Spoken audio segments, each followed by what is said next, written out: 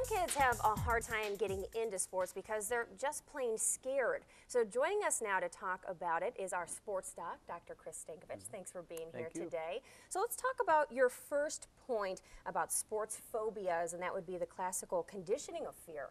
Yeah, you know, youth sports is a place where sometimes kids can be afraid of what's happening, especially in sports that are physical contact sports. So the first thing we want to do is talk about classical conditioning. It's a theory in psychology that suggests when things are closely associated, sometimes people ascribe a cause-effect relationship. So for kids in youth sports, sometimes the things that happen that might be purely coincidental, like a loud noise or a grunt or some kind of sound that scares them, they associate it with the sports skill, and soon enough that can be the origin of a subsequent phobia developing. Sure, so I'd have to think a lot of fear from a child comes from just the unknown. It really does, you know, and again, youth sports is a great place for unknown things to occur. You know, obviously kids haven't been in these things before, these situations. Sure, and the so ball coming right at them. Exactly, and so for the first time that can be really scary, and so it's very important for parents to pay attention, and if they see a little bit of fear developing, to make sure that they kind of settle their child's nerves and help him or her understand that it might be irrational fear. Sure. And I think that's what our next point is, yeah, isn't it? and so how can you tell the difference, and Yeah. how can you help parents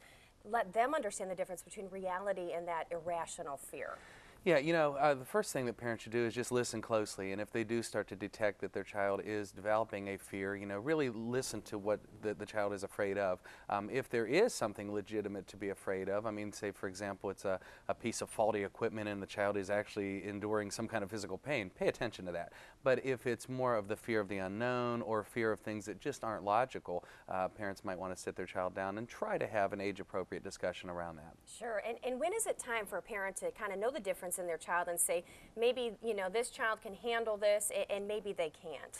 Well, again, there's really no, you know, hard and fast rule when it comes to this. I think the best thing parents can do is pay attention, ask questions, listen closely. My experience has been that when you do those things, generally you'll find that the things that kids are going through become very obvious, and kids want to talk about things too. All right. Thank you so much for joining us, Sports Phobia. I know a lot of kids must you. have them out there. Thank you so much for joining us. If you want some more information from our sports doc, just go to our website. It's onntv.com.